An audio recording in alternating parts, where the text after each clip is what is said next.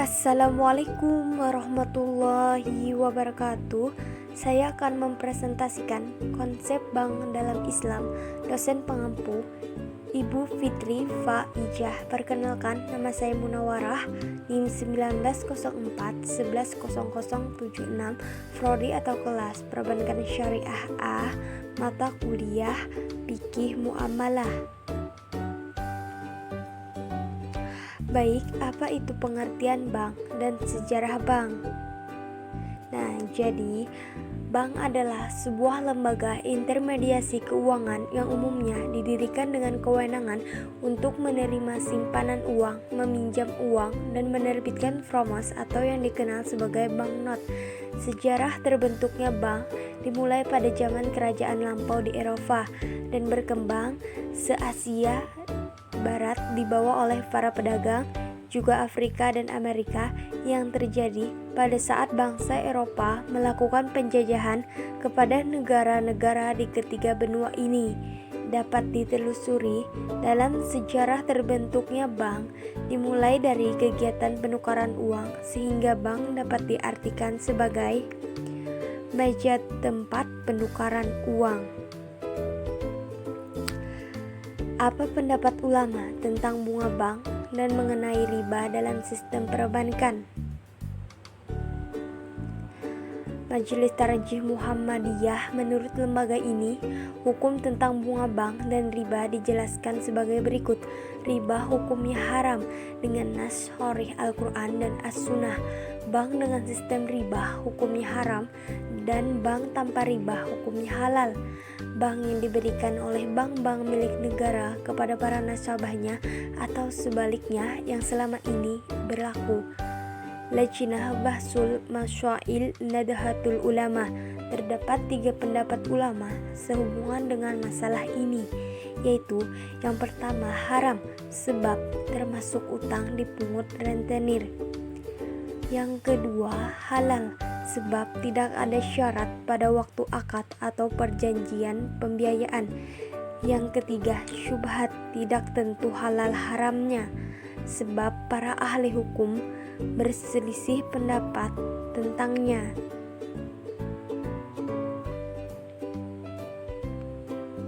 Baik, yang selanjutnya yaitu pembahasan bagaimana kedudukan bank syariah dalam Islam dan nilai pengganti sistem bunga. Secara umum, ada berbagai jenis bank yang ada di dunia dan biasanya berdasarkan pandangan syariah Islam, bank dikategorikan menjadi bank konvensional dan bank syariah.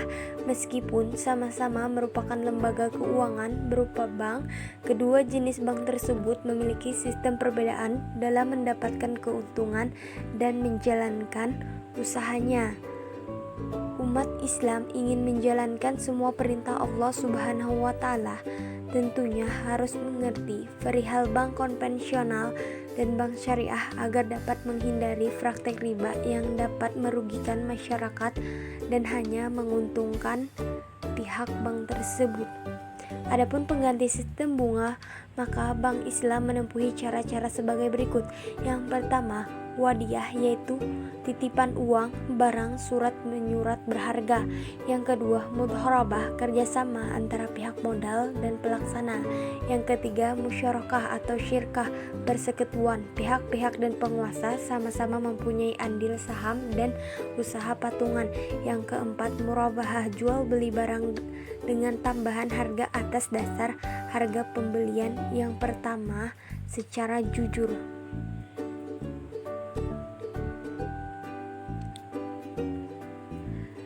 Yang kelima, qard hasan, pinjaman yang baik. Bank Islam dapat memberikan pinjaman tanpa bunga kepada para nasabah yang baik, terutama para nasabah yang memiliki deposit di Bank Islam. Yang keenam, Bank Islam boleh mengelola zakat di negara yang pemerintahannya tidak mengelola zakat secara langsung. Yang ketujuh, membayar gaji para karyawan bank yang melakukan pekerjaan untuk kepentingan nasabah itu. Apa saja ciri dan perbedaan bank syariah dan bank konvensional? Ciri bank. Yang pertama, bank syariah sering memakai istilah bahasa Arab, mana istilah itu sudah tercantum dalam fikih Islam. Yang kedua, terdapat larangan aktivitas usaha tertentu dari pihak syariah. Yang ketiga, aktivitas usaha bank syariah banyak jenisnya jika dibandingkan dengan bank konvensional. Bank syariah melakukan investasi yang halal berdasarkan prinsip bagi hasil, jual beli dan sewa, profit dan falah oriented, hubungan dengan nasabah dalam bentuk hubungan kemitraan, penghimpunan dan penyaluran dana dengan fatwa syariah. Sedangkan bank konvensional investasi yang halal dan haram dan memakai perangkat bunga, profit oriented, hubungan dengan nasabahnya bentuk hubungan debitur kreditur. Tidak terdapat dewan sejenis pengawas syariah. Apa perbedaan antara investasi dan membungakan uang? Investasi adalah kegiatan usaha yang mengandung risiko karena berhadapan dengan unsur ketidakpastian. Dengan demikian, perolehan kembalinya rutin, tidak pasti dan tidak tetap. Sedangkan membungakan uang adalah kegiatan usaha yang kurang mengandung risiko karena perolehan kembalinya berupa bunga yang relatif pasti dan tetap. Perbedaan hutang uang dan hutang barang. Jadi, ada dua jenis hutang yang berbeda satu sama lainnya, yakni hutang uang yang terjadi karena pinjam-meminjam uang dan hutang barang yang terjadi karena pengadaan barang. Hutang yang terjadi karena pinjam-meminjam uang tidak boleh ada tambahan kecuali alasannya pasti dan jelas seperti biaya materai, biaya notaris, dan studi kelayakan. Tambahan lainnya yang sifatnya tidak pasti dan tidak jelas seperti inflasi dan deflasi tidak diperbolehkan. Hutang yang terjadi karena pembiayaan pengadaian barang harus jelas satu kesatuan yang utuh dan disebut harga jual. Selanjutnya, apa perbedaan antara bunga dan bagi hasil? Bunga, penentuan dibuat pada waktu akad dengan asumsi harus selalu untung. Besarnya presentasi berdasarkan jumlah uang modal yang dipinjamkan. Sedangkan bagi hasil, penentuan besarnya rasio atau nisbah bagi hasil dibuat pada waktu akad yang berpedoman pada kemungkinan untung rugi. Besarnya resiko bagi hasil berdasarkan pada jumlah keuntungan yang diperoleh. Masuk ke sesi bertanya jawab. Pertanyaan pertama, misalkan ada mahasiswa penerima beasiswa full dari perusahaan di daerah asal tempat ia tinggal karena orang tuanya tidak mampu membiayai pendidikan. Lalu uang beasiswanya itu ditransfer melalui bank ribawi. Tidak adanya tambahan dari bank tersebut, namun ada pemotongan 10.000 kurang lebih sebulan. Bagaimana hukumnya? Nah, jadi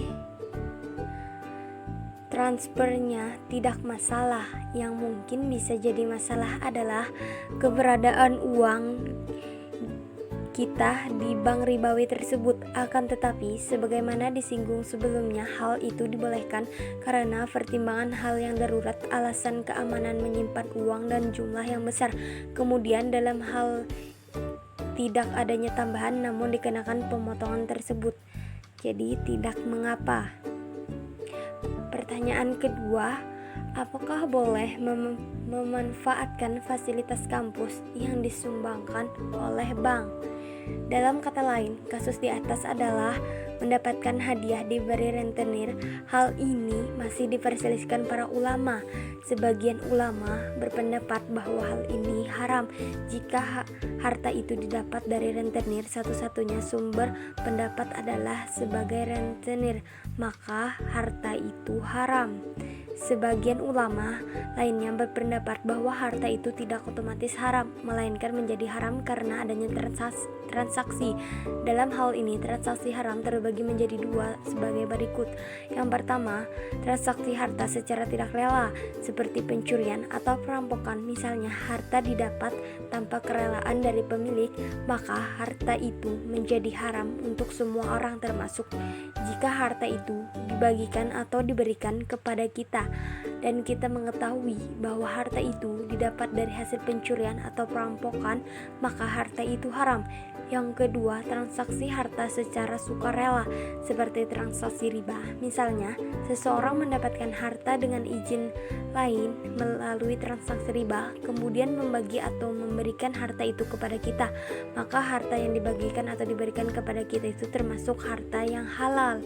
Sedangkan yang ada pada si pembagi atau si memberi tadi termasuk harta yang haram.